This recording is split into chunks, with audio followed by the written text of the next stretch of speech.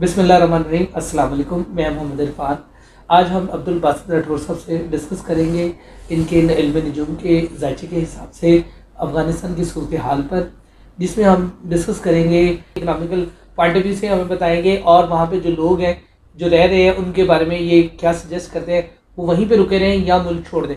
जी sir, सबसे पहले तो ये बताएं कि मुल्क में जो अफरा तफरी का जो अभी तक आलम है वो आप उसको क्या देख रहे हैं, कब तक वो ठीक हो जाएगा? अभी जो वैसे मुल्क की जो कंडीशन है, जो हालात वाक़यात हैं, वो कोई बहुत ज़्यादा एकदम बेहतरी की तरफ तो जाते हुए नज़र नहीं आते। जैसे भी रिसेंटली भी जो है वो बम धमाके हुए हैं। तो बेसिकली जब इन्होंने जो है टेक ओवर है किया अफ़गानिस्तान को, तो उस टाइम का जायचा भी जो है इस हवाले से जो है खाना जंगी के हवाले से कोई बहुत ज़्यादा अच्छा नहीं है। यानी कि इसमें मामलात में ख़राबी का ही मज़र वो ज़ाहिर कर रहे हैं। तो मामलात में जो है इस हवाले से तो ख़राबी रहेगी थोड़ी बहुत, लेकिन ये है कि जिस तरह आपने बात वो की कि आप उन लोगों को क्या मशवरा देते हैं, तो मेरे ख्याल में अभी उन्हें वहाँ पे जो है वो सस्टेन करना चाहिए, क्योंकि आगे जो फर्दर जो जायचे की कंडीशन है वो अगले साल से इंशाल्लाह ताला काफ़ी ज़्यादा बेहतर हो रही है। तो मामलात जो हैं वो बेहतरी की तरफ जाएंगे। अच्छा सर, ये भी बताते जाएं कि जो लोग वहाँ पे इकोनॉमिकल कंडीशंस जो हैं वो दिन ब दिन अब जो है बढ़ती जा रही हैं, लोग भूख और प्यास की वजह से परेशान हैं, और बाहर वाले जो मुल्क हैं, दूसरे मुल्क हैं, वो उनकी मदद नहीं करेंगे क्योंकि अमेरिका का ये मामला था। तो आप इस मामले पे उनके जायचे में क्या देख रहे हैं, कब बेहतरी आने लगी? जहाँ तक उनके माशी सूरत हाल की बात है, तो आगे नेक्स्ट ईयर जो है वो तकरीबन जुपिटर जो है वो मूव करके उसकी पोजीशन थोड़ी बेहतर हो रही है। तो हम कह सकते हैं कि माशी हवाले से जो है ना वो तो काफ़ी ज़्यादा आगे हमें बेहतर प्रोस्पेक्टिव जो है वो नज़र आ रहा है। यानी कि नेक्स्ट ईयर से जो है माशी लिहाज से जो है एकदम जो काफ़ी ज़्यादा डाउन हुआ है मामलात, वो दोबारा से आराम आराम से बेहतर होने लग जाएंगे।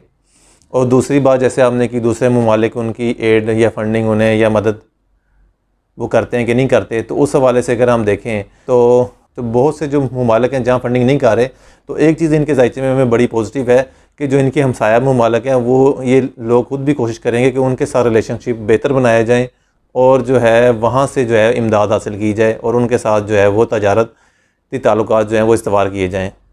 जी सर, और ये सर बताएं कि जो अफरा तफरी का आलम अफ़गानिस्तान में हमसाया ममालिक जैसे पाकिस्तान है, इंडिया है, चीन है, ईरान है, इनके ऊपर क्या असरात हैं?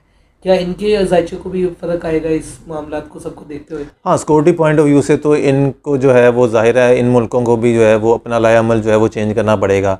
लेकिन जहाँ तक अगर हम इनके ताल्लुकात की बात करें, तो अफ़गानिस्तान के सबसे पहले जो ताल्लुकात बिल्ड होंगे, और अफ़गानिस्तान ख़ुद भी जो जायचे के हिसाब से नज़र आ रहा है कि जो ताल्लुकात डेवलप करना चाह रहा है वो अपने हमसाया ममालिक के साथ ही है। वो नहीं कोशिश करेगा कि जो है बरतानिया या दूर दराज ममालिक के साथ अपने रिलेशनशिप डेवलप करे, बल्कि उसकी फ़र्स्ट प्रायोरिटी यही नज़र आ रही है कि वो जो अपने आसपास के ममालिक हैं उनके साथ अपने रिलेशनशिप डेवलप है करे और उनको ऑफ़र है करे कि वो अफ़गानिस्तान में सरमाया करें और वो अफ़गानिस्तान के साथ तजारती ताल्लुकात इस्तवार करें। तो मैं एक और सवाल पूछूंगा इल्म नजूम के हवाले से।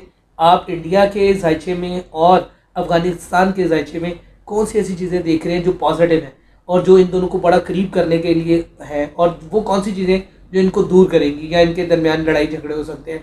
तो आप इस बारे में क्या कहते हैं? जनरली अगर हम अफ़गानिस्तान का जायचा देखें तो अफ़गानिस्तान की तो फ़र्स्ट प्रायोरिटी ये है कि अपने आसपास के जो इलाके हैं उनके साथ जो है वो रिलेशनशिप डेवलप है करे।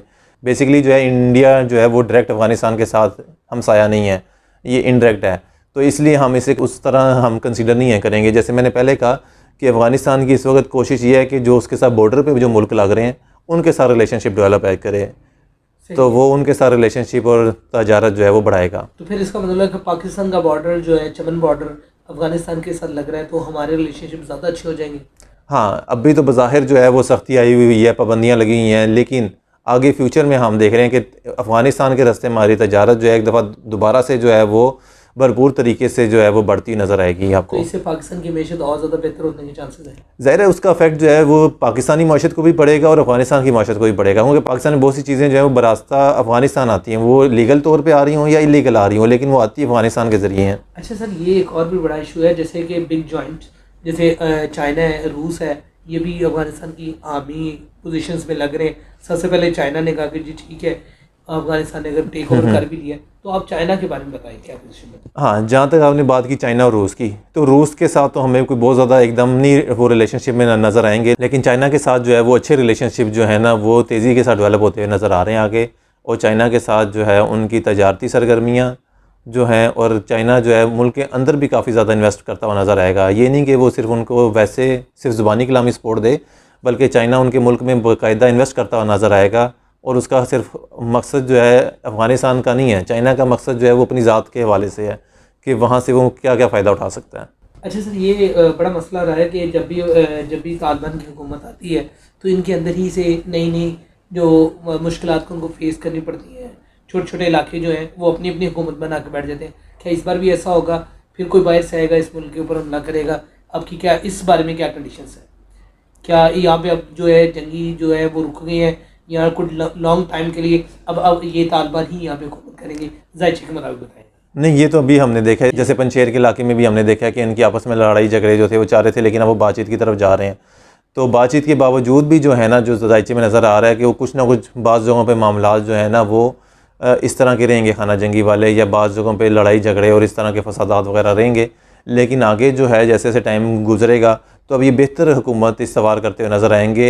यानी कि आज से 20 साल पहले जो हमने तालिबान की हुकूमत देखी है, ये उस तरह की हुकूमत नहीं होगी, ये उससे काफ़ी ज़्यादा बेहतर और डेवलप शक्ल में हमें इंशाल्लाह देखने को मिलेगी। तो क्या आपको लगता है कि अमेरिका दोबारा कोई ऐसा मामला कर सकता है? अमेरिका के अपने जायचे में क्या है कि वो चाहेगा दोबारा इन पे अपनी बर्तरी को साबित करने की कोशिश करे? नहीं, अभी तो फ़िल वक़्त ये नज़र नहीं आता कि अमेरिका ही दोबारा जो है करे। अभी तो ये जो है अफ़गानिस्तान जो है अपने पाँव पे खुद खड़ा होने की कोशिश करेगा, और इसमें काफ़ी ज़्यादा जो है वो चांसेस भी हैं कि ये एकदम जो है अचानक से जो है इन्हें बूम मिलने लग जाएगा। अभी तो बज़ाहिर लोगों को लग रहा है कि ये काफ़ी ज़्यादा पसमानदगी में चले जाएंगे और दुनिया से 100 साल पीछे जैसे चले जाएंगे। तो लोगों को बज़ाहिर इस तरह की सूरत हाल नज़र आ रही है, लेकिन इस तरह नहीं है। हम देखेंगे कि जल्द ही जो है अफ़गानिस्तान में जो है काफ़ी अच्छी डेवलपमेंट होने लग जाएगी और बेहतरी की तरफ जाएगा। जैसे कि अब्दुल बासित राठौर साहब अफगानिस्तान की सूरत हाल पर हमें इल्म नजूम के जायचे के मुताबिक बता रहे थे कि इन फ्यूचर अगले सालों में अफगानिस्तान एक बेहतर माशी पोजीशन के हिसाब से भी होगा और अफरा तफरी का आलम भी ख़त्म हो जाएगा। और इनका लोगों के लिए मशवरा ये है कि जो अफगानिस्तान को छोड़कर जा रहे हैं वो फिल वक्त वहीं पर स्टे करें। और आप हमारे इस चैनल को भी लाइक और सब्सक्राइब कर लें ताकि मज़ीद जो इन्फॉर्मेटिव वीडियोज़ हैं और जायचे के हिसाब से आपके कोई क्वेश्चन है तो नीचे दिए गए जो स्क्रीन पर नंबर है उस पर आप रब्ता कर सकते हैं। अपने जायचे के लिए, लोगों के लिए, नाम, इल्म नजूम के हिसाब से किसी भी किस्म का आप जानना चाहते हैं तो हमारे दिए गए नंबर पर रब्ता करें। Thank you very much.